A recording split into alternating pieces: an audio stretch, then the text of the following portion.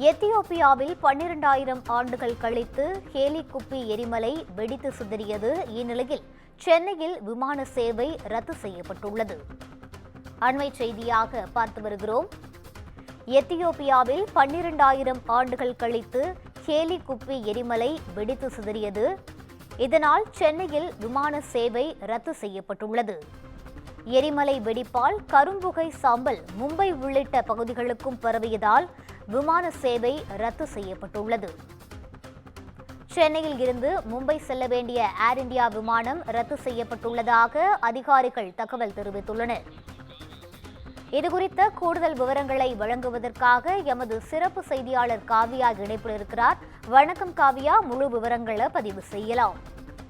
வணக்கம் ரூபி. எத்தியோப்பியாவில் நடந்த அந்த எரிமலை வெடிப்பு சம்பவ எதிரொலியாக சென்னையிலிருந்து மும்பை செல்ல இருந்த ஏர் இந்தியா விமானமானது தற்போது ரத்து செய்யப்பட்டிருக்கிறது. மும்பை பகுதிகளில் மோசமான வானிலை நிலவுவதாலும் ஹேலிகுப்பி எரிமலை வெடிப்பின் காரணமாக அங்கு புகைமூட்டம் வான்பகுதிகளில் சாம்பல் அதிக அளவு விரைவில் பரவ இருப்பதாலும் விமானங்கள் அதிக அளவு ரத்து செய்யப்பட இருப்பதாகவும் அதிகாரிகள் தரப்பில் தெரிவிக்கப்பட்டிருக்கிறது. இன்று காலை மும்பையிலிருந்து சென்னை வர வேண்டிய ஏர் இந்தியா விமானம் 2 மணி நேரத்திற்கு மேலாக தாமதமாக புறப்பட்டு சென்னைக்கு வந்தது.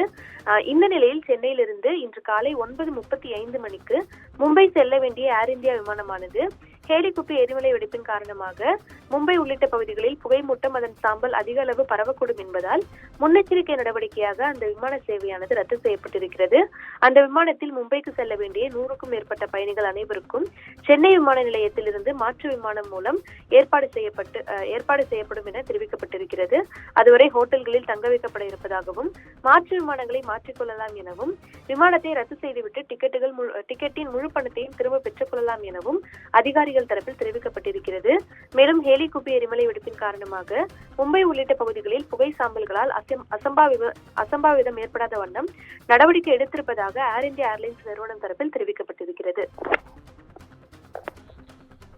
விவரங்களை வழங்கியமைக்கு நன்றி காவியா.